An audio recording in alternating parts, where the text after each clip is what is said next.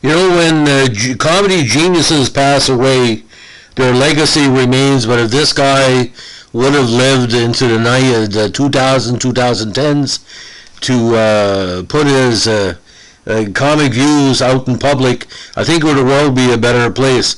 When Sam Kinison, God bless his soul, died from a vehicle accident in Needles, California at the early age of 38, something within the American and Canadian, North American comedy psyche kind of fell apart for a while, and I don't think it's ever recovered. Now, Sam was a award-winning American stand-up comedian actor, a former Pentecostal preacher. He performed stand-up routines that were characterized by intense, sudden tirages, punctuated with his distinctive scream, similar to charismatic preachers initially performing for free. He became a regular fixture at a Comedy Store, where he met and eventually befriended such comics as Robin Williams, Rodney Dangerfield, and Jim Carrey. Kinison's comedy was crass observational humor, especially towards women and dating, and his popularity grew quickly, earning him appearances on Late Night with David Letterman, Johnny Carson, Saturday Night Live, and a myriad of other shows. Unfortunately, he died in '92 due to internal injuries after an automobile crash in California. Now, Kinison eventually received a Grammy nomination in '88 for his single Wild Thing from his Have You Seen Me Lately album, and a posthumous win in '94 for Best Spoken Comedy Album, Live from Hell. Now, Sam Kinison, born Samuel Burl Kinison, was a native of Yakima, Washington. He was born on December 8, 1953, the son of Mary Florence D. Morrow and Samuel Old Kinison, who was a Pentecostal preacher. The family moved to East Peoria, Illinois, when Kinison was 3 months old. At the age of 3 years old, he was hit by a truck, which left him with brain damage. His father pastored several churches around the country, receiving little income, and Kinison had two older brothers, Richard and Bill, and a younger brother, Kevin. His parents divorced when he was 11, and his brother Bill went to live with his father, while Kinison stayed with the rest of the family against his protestations. Bill described this as a root of much of Sam's anger. Sam later attended East Peoria Community High School in East Peoria. Now, Kinison and his brothers emulated their father by becoming preachers. Between '68 and '69, Kinison attended Pinecrest Bible Training Center, an interdenominational unaccredited 3-year Bible school located in Salisbury Center, New York. His mother married another preacher and moved to Tulsa, Oklahoma, where Kinison lived for a while. He preached from the age of 17 to 24, and recordings of his sermons revealed that he used a fire and brimstone style, punctuated with shouts similar to the ones he would later use in his stand-up routines, as in, "God will find you in the bowels of hell, and he will bring you directly out of hell, he will bring you out." So that's the style he would use. Now, his brother Bill, however, noted that ironically he had no stage presence. He was not very successful in making money from preaching. After Kinison and his first wife were divorced, he abandoned preaching and he took up comedy, which he noted in a very famous Johnny Carson interview, where he basically said he was married too young, and I tend to agree. Now, he began his career in Houston, where he performed in small clubs.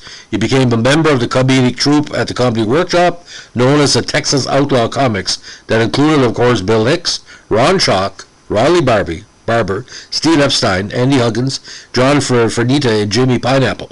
Hicks cited Kinison as a major influence on his comedic style, noting that he was the first guy I ever saw go on stage and not in any way ask the audience to like him. In 1980, Kinison moved to LA hoping to find work at the Comedy Store, but was first employed as a doorman.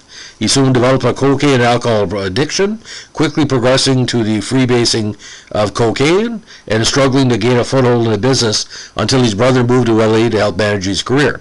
Now, his big break came on HBO's Rodney Dangerfield's 9th annual Young Comedian Special in August '85.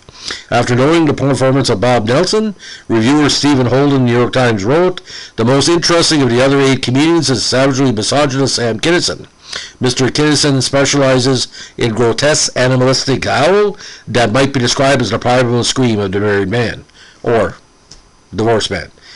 Kinison got his big break, of course, with his infamous history teacher performance in Rodney Dangerfield's movie Back to School, which should have led to a Golden Globe or Oscar nomination.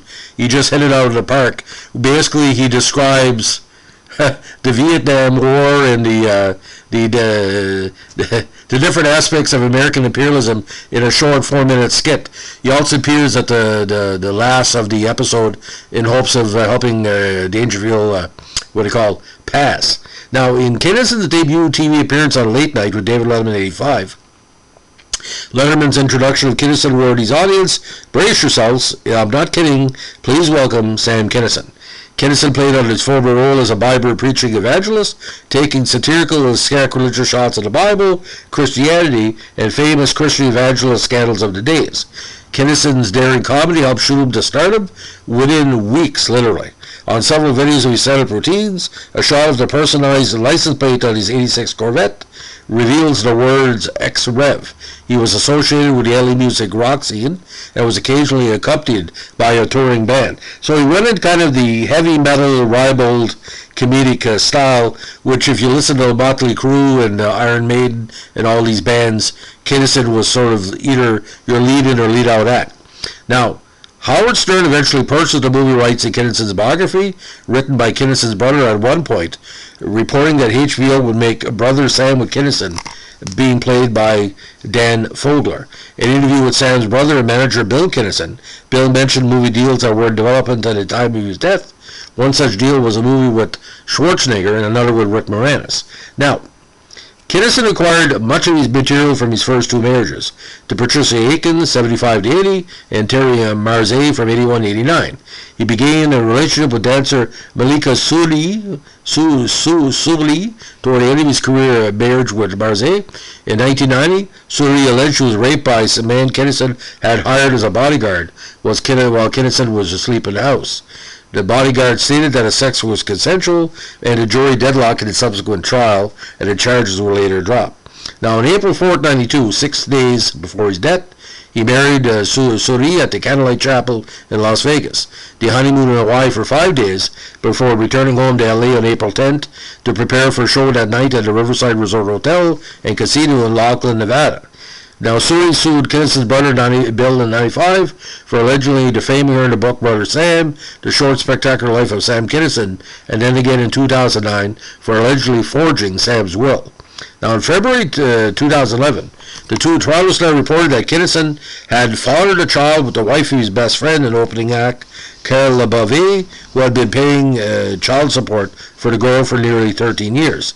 LeBove filed legal papers claiming the girl was Kinison's, and DNA tests taken from Kinison's brother Bill show a 99.8% likelihood that Kinison was the father of the unnamed woman.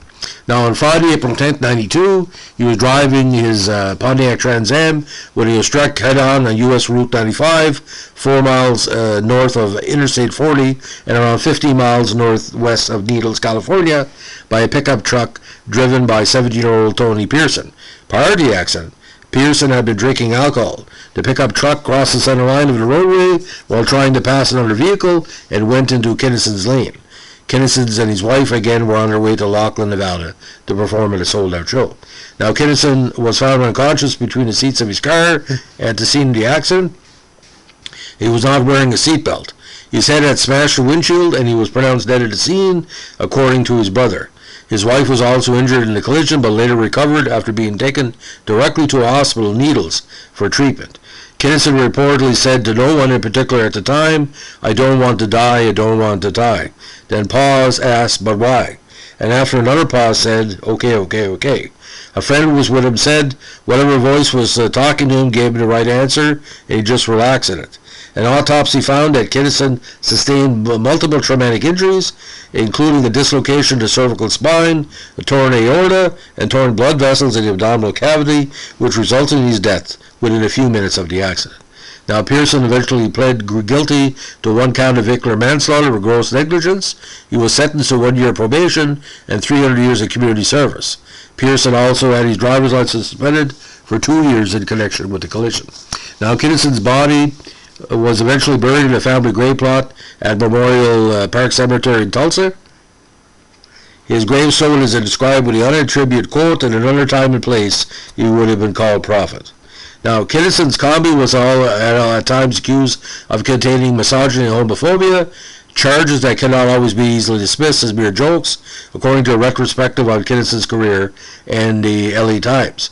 For example, the group Queer Nation Nebraska demonstrated on a sidewalk in front of a Kinison show in Lincoln in February 91, chanting anti-woman, anti-gay, Sam Kinison, go away. His Have You Seen Me Lately album also carried a disclaimer sticker stating, the material in this album does not reflect the views or opinions of Warner Brothers Records. Employees at Warner Brothers requested that their bosses not release it due to controversial material on Kinison's first album. A 2016 evaluation of comics' work in New York Magazine speculates that Kinison's comedy has failed the test of time because of its sexism, which has come to seem increasingly troubled with time. The magazine notes this conclusion is complicated by the fact that Kinison could be considered as playing an intentionally shocking character rather than speaking as himself. I tend more to agree with that because Kinison was, he seemed in more shape or form playing a character like Andrew Dice Clay, the various comedians through the years are shock comedians. But Kinison, boys, he was an intelligent guy. And that's why people didn't like him, because he wasn't just a bullshit comic, he could tell you off. And his concerts were just true to friggin' roof, ladies and gentlemen. It was true to roof. Now, comedian George Carlin's 8th HBO stand-up comedy special, Jamming in New York City, was dedicated to Kinison's memory.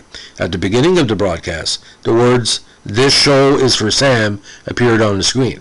After his death, Kinison was fondly remembered by his friends and co-stars. Ozzy Osbourne once said, apparently when Sam had the accident, I heard he got out the car and looked up to the heavens and said, I don't want to die, and then just said, okay, and lay down and died.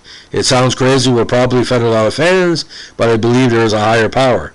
Some people may think Sam Kinison's in one place, but I know where he is. He's upstairs. He's next to God. On March 23, 1993, Fox aired a special in tribute to Sam Kinison. The special contained archival footage of Kinison and stand-up comedy performances by comedians including Robin Williams, Rodney Dangerfield, and Jim Carrey. Now, between 2008 and 2013, there were some press releases regarding a possible dramatic film to be based on the memoir of Brother Sam, but nothing has happened so far. Now, discography, Louder Than Head in 86, Breaking the Rules in 87, Have You Seen Me Lately in 88, which led to the Wild Thing single, Leader of the Band in 1990, B.N.N.E.D., and Live from Hell in 93, Film Filmography, Savage Dawn 85, Back to School 86, Three Amigos, actually scenes were deleted, Pauly Shore is Dead, archival footage in 2004, and the I Am Sam Kinison documentary in 17. Television, Rodney Dangerfield hosts the 9th annual Young Comedian Special in 85. Saturday Night Live guest performer in 86 as a host. Rodney Dangerfield is Not Easy Being Me in 86.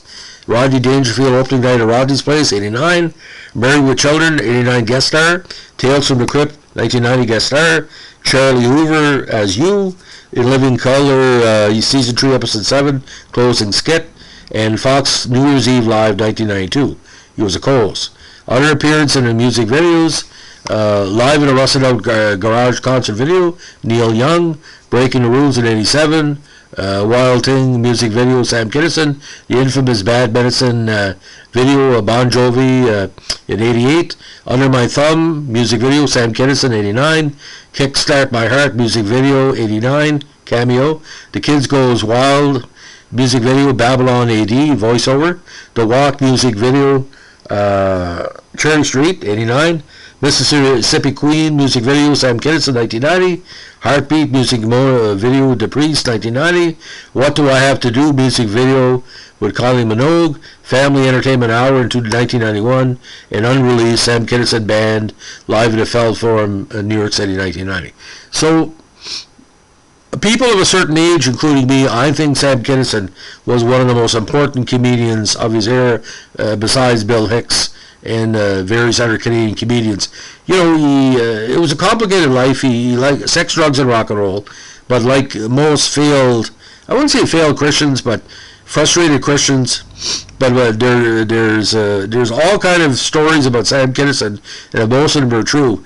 But if Rodney Dangerfield was going to have a grandson, that would be Sam Kinison, because everything Sam Kinison did was sort of that George Carlin, Rodney Dangerfield, Bill Hicks, we don't give a fuck. See, in my life there on this planet, I don't give a fuck. I don't take things too seriously. I don't basically kowtow to anybody but myself. I'm not a leftist or a rightist, I'm a centrist. And most centrists, we like all kind of comedy. And Kinison, did anybody ever feel bad about being divorced and being taken to the cleaners by their husband or wife? Of course, he spoke for those people. He wasn't going to last forever because he, was a one-note comedian. By the time he died, Andrew Dice Clay was fading out, Bill Hicks was sick. There was all kind of different stuff going on. So, but Sam Kinison, when he was on his game, ladies and gentlemen, look at the old YouTubes. The greatest comedians of the 1990s entertainers couldn't exist in 2021 because they would be given no momentum. Back then, there was no internet. You couldn't stop anybody. Internet really only came in around the time he died. But you imagine if he was still alive now? That's all I could say. Sam, you were good in my book, and you gave me a lot of laughs. Late at night, coming home from long assignments for my local papers, seeing you make me laugh made me laugh. God bless you, man. Have a good day. Bye.